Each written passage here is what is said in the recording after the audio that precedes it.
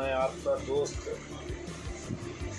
Doctor Aslam Khan उर्फ असलम भाई आज कुछ आप लोगों को बताना चाहता हूँ कि वास्तुशास्त्र को अगर हम साइंस के हिसाब से प्रयोग करें तो उसका जो है 100% हमको उसका रिजल्ट आता है। लेकिन आज कुछ घुसपैठिए जिनको वास्तुशास्त्र का कोई भी ज्ञान नहीं है, एक मार्केट से किसी भी राइटर की एक बुक खरीदे और पढ़ लिए और दूसरे दिन जाके वो 100 रुपये में 100 कार्ड छपवा के और वास्तु कंसल्टेंट्स बन जाते हैं।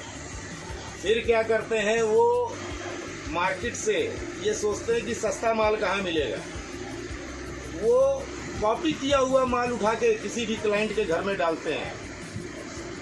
तो इस विषय पे आज मैं चर्चा करूंगा, क्योंकि आप लोग तो जानते हैं कि मैं 1996 से इस लाइन में हूँ और मेरे 3 बेटे थे।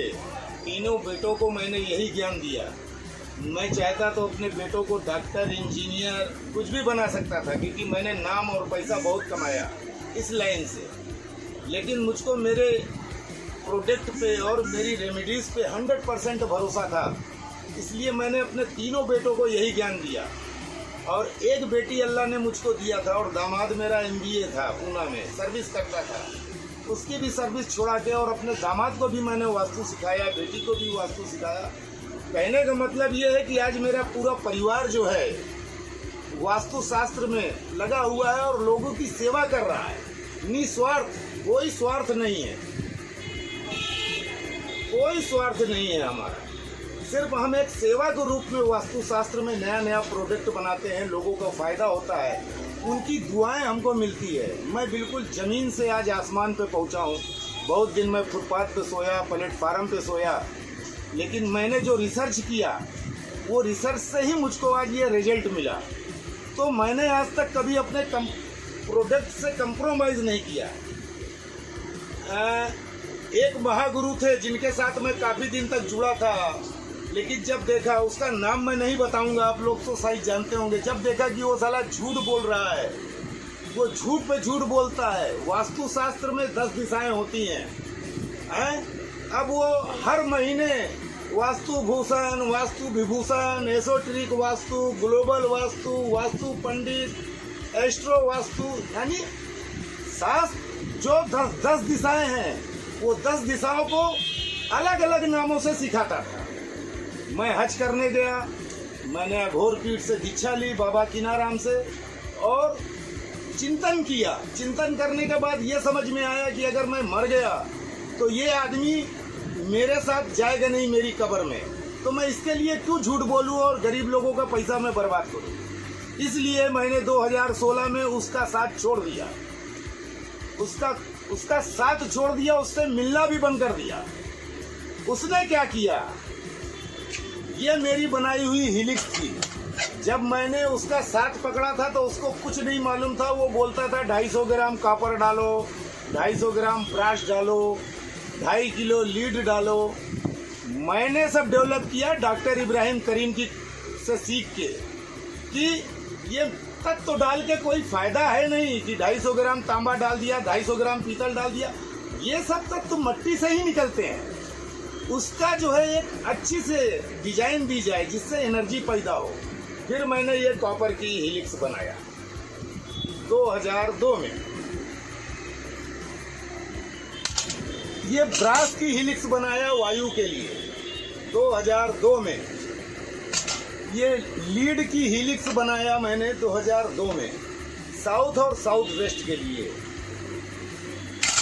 इन लोगों ने क्या किया, इन लोगों ने मेरे मॉल की कॉपी किया और कॉपी करने के बाद सेम तो ये बना नहीं सकते थे, इन्होंने इसमें ये मंत्र बीच में डाल दिया।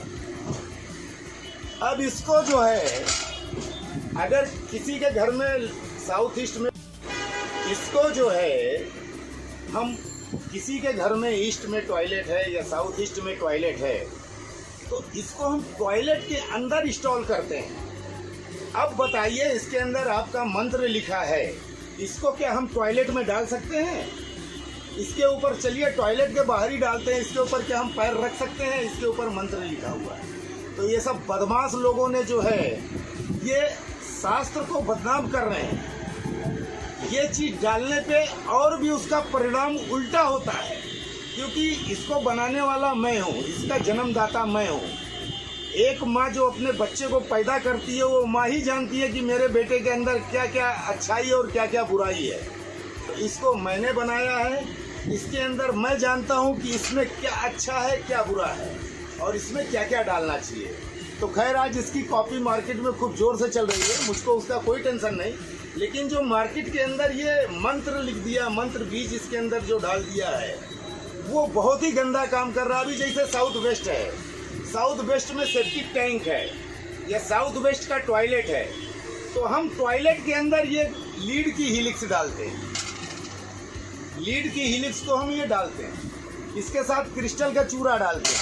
अब बताइए इसमें इन्होंने गम लिख दिया है और मार्केट में ये बेच रहा है, पूना का ही एक महामहिम है वो मार्केट में बेच रहा है। अब बताइए इसको आप टॉयलेट में डाल सकते हैं? आजकल वो पिरामिड नहीं बना पा रहा है तो वो क्या कर रहा है, गम मंत्र बीज प्लेट बना रहा है लीड में, उसके ऊपर भी गम लिख दे रहा है। मैं कहता हूँ सेप्टिक टैंक है या जमीन में हम ये मंत्र गाड़ सकते हैं क्या? उससे पूछो कि अगर साला उसका नाम लिख दिया मैंने और जमीन पे रख दिया तो क्या उस पर वो पैर रखेगा क्या अपने नाम के ऊपर? जब वो अपने नाम के ऊपर पैर नहीं रख सकता तो ये मंत्रों के ऊपर क्यों पैर रख रहा है? तो मैं सभी वास्तु कंसल्टेंट्स या जो मेरे दोस्त हैं अच्छे, उनसे कहूँगा कि इस बारे में सोचें और इसके बारे में आवाज़ निकालें, नहीं तो ऐसे ही गंदे लोगों की वजह से हमारा शास्त्र जो है ख़त्म हो जाएगा। एक टाइम ये था फेंग शुई हमारी बहुत आगे थी, बहुत आगे थी। मैंने चारुओस नाइक के साथ काम किया, मैंने जुनेबिया मैडम के साथ काम किया, अर्चना विचारे के साथ काम किया, अंजलि भोगले के साथ काम किया, जो भी वास्तु फेंग शुई के मास्टर थे उनके साथ मैंने काम किया। मोहन नाइक के साथ काम किया, मोहन नाइक आज भी हमारे अच्छे दोस्त हैं। फिर कुछ गंदे लोग उसके अंदर आ गए और मार्केटिंग शुरू कर दिया, आज फेंग शुई खत्म हो गई मार्केट से। दूसरी बात, ये आर्यमा पूर्व यंत्र मैंने बनाया था, ठीक है ना। पहले हम क्या करते थे, आज से 10 साल पहले 15 साल पहले हम क्या करते थे, हम कॉपर के कॉइन लेते थे और उसके स्टार बनाते थे, ठीक है ना, राइट। ईस्ट में उसको हम स्टार का शेप देते थे कॉपर के कॉइन को, और बीच में हम चांदी रख देते थे। मैं जब इसको इस लाइन में आया तो मैंने उसको डेवलप किया। मैंने क्या किया, कॉपर का वायर लिया, अब चांदी कहाँ बीच में रखे, तो मैंने क्या किया, ये जो जोड़ है ये हर जोड़ के ऊपर मैंने चांदी के टाके लगवा दिए। तो अभी कॉपर और चांदी प्लस ये स्टार हो गया, स्टार ज्योमेट्री बन के तैयार हो गई।